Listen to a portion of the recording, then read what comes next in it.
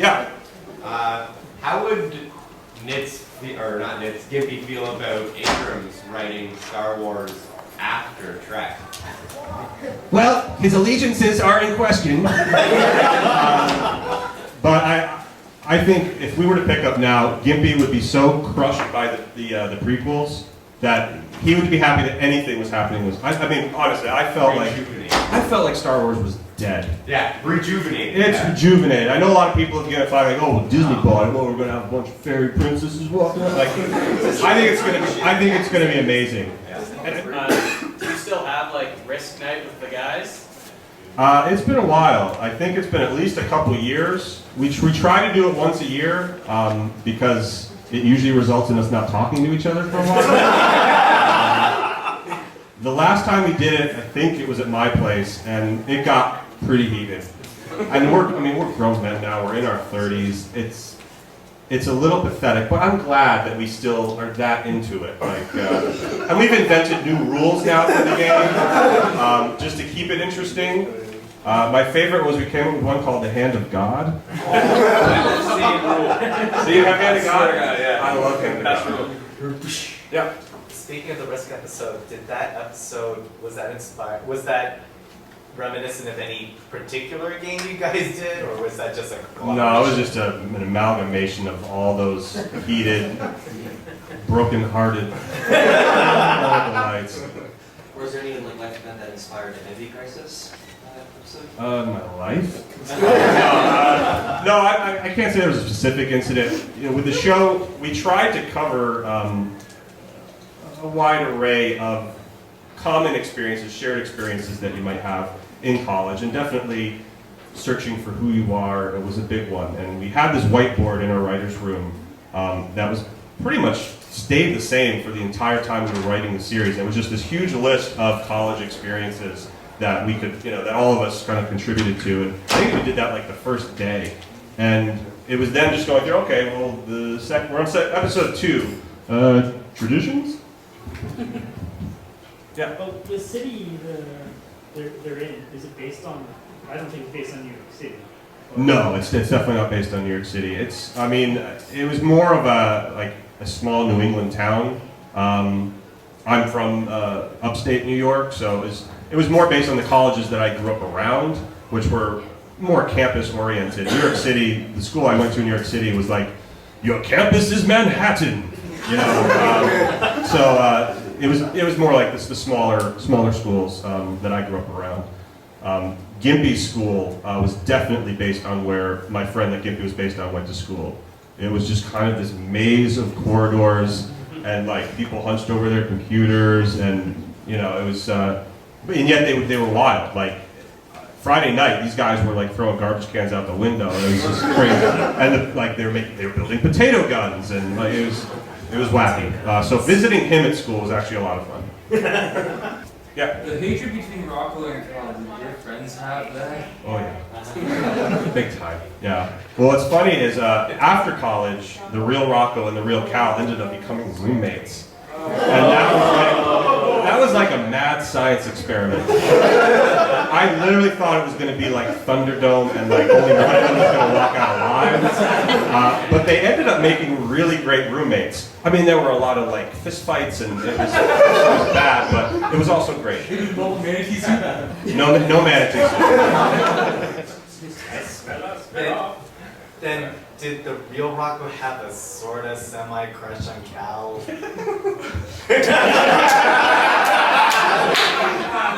No. Well, actually, we all did.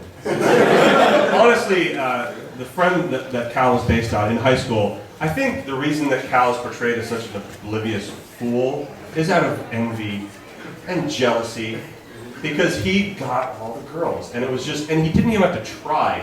They just flocked to him, and he could be, hey, pretty lady, and it was just, it was amazing. So it was like, you hated him, but you wanted to be him. Yeah. Did Rocco ever actually make that like mascot suit? No, there was never a Rocco mascot. I'm sure he would love that. How did you out about this like MTV contest, and can you describe how Sure. you went through it? So I was a subscriber of Animation Magazine when I was in high school, because I was cool. And they were sponsoring all sorts of contests, and I'd entered a few before that. One that was sponsored by Hanna-Barbera. It was like a storyboard contest, and the prizes were always really appealing. It was either a great cash prize or you get to tour Hanna-Barbera studios. But the MTV one was intriguing because the prize was a development deal. So it was like, holy cow! I don't know if they still do things like that, but Animation Magazine was just sort of the source of all these different contests. My mom was always just, honey, you want to work on this weekend, and pay for your mom and dad's house, kind of thing. So that's how I found out about the contest. I don't know how we're doing on time, but I did want to at least give you guys some insight on how you could help out with getting a season 2. So right now we are. I don't know how many of you are on our Facebook group, but we have a Facebook group. We have a group bill. So that's sort of where the news is being filtered to everybody, and it's also a great place for people to make suggestions about how they think we could, potentially get a second season. But as soon as we do launch a Kickstarter campaign, that's where we're going to, post the news. Also, we're in the process of putting together a Bring Back Undergrads viral video. Yeah. Sorry, actually, I'll let you finish. Okay. But I'm coming back to you. So we're putting together this viral video. It's basically going to be compiled of fan submissions, testimonials about why they like Undergrads, why they think they should return for a second season. And we've had 20 submissions so far, but I would really love to get at least double that. Just out of curiosity, not getting away too much, what would you think it would happen? Do you think it would pick up where it left off, or be like a 13 years later kind of thing? No, I second season would definitely be sophomore year. In a perfect world, Undergrads would be 4 seasons long, and it would end with, them graduating from college. But yeah, I would definitely pick up. Where that picks up in terms of time and space, what year it is, that's a good question. Because I don't think we want them to be stuck in the year 2001 forever. I think Gimpy could actually leave his room if he had an iPad. So that's an interesting thing that we would have to grapple with is what time and place is it? Do we reference stuff that's going on now with like J.J. Abrams directing Star Wars? Because that's great fodder for Gimpy. Or do we stick him with Attack of the Clones? If it was an animated project, would you try and retain the sort of hand-drawn style that you did in the first, or would you try and explore other methods of animation like flash style?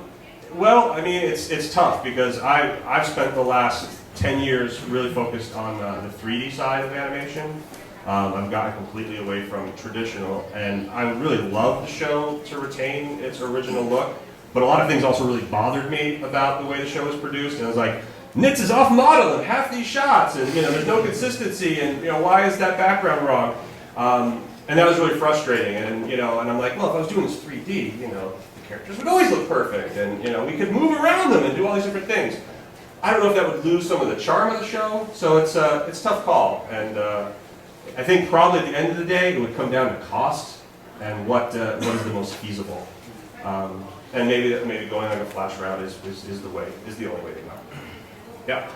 So what I was going to ask before, I was just wondering if you're going to talk about what kind of prizes you have with Kickstarter. Like, you already have my money, so what kind of stuff am I going to get here? Well, we had been kicking around the idea of, on the sort of larger donation side, of having a character of your likeness appear on the show. And if you donate enough, it would be like a recurring character. A little more. It would be a recurring character who has your name and they talk about in the show.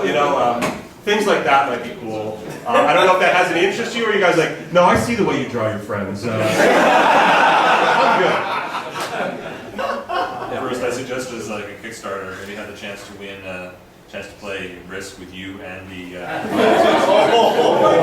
I wouldn't wish that on you, but if you did, sure. You're like a bodyguard if you do an extra 1,000. No, that would be wild. And I was curious for the marathon tomorrow. Other than the smile at the end, which I remember thinking looked out of place, but are there any other amusing animation areas you think we should look for? Yeah. In Traditions, in the episode where Nitz is trying to lose weight and he does the naked run, when he finally sheds his clothes and walks out of the food court, his ass looks like a woman's ass. Like he was supposed to have a big fat ass, and that's what he was all worried about. And yet he's got this perfect little trim. Yeah, sorry, I spent too much time looking at it. That was that one. We got that. And I was like, what? That's all I can think of. Anybody else? Yep. Well, the comic book store, was that based on a real comic book store you've ever gone to? Yeah, there was a local comic book shop in my town called the Dragon's Den. So the name wasn't the same, but it pretty much looked like that. The owner did not dress like the bartender from Mos Eisley, but it was pretty similar. Yeah. We've only about 5 minutes left to go. Would we be allowed to stand up there with you and get photos? Oh yeah, absolutely. Whenever you're ready. If they have to kick us out, we can even do it outside. But yeah, sure. If you guys want to come up for photos, we can do that now. Thank you so much for coming.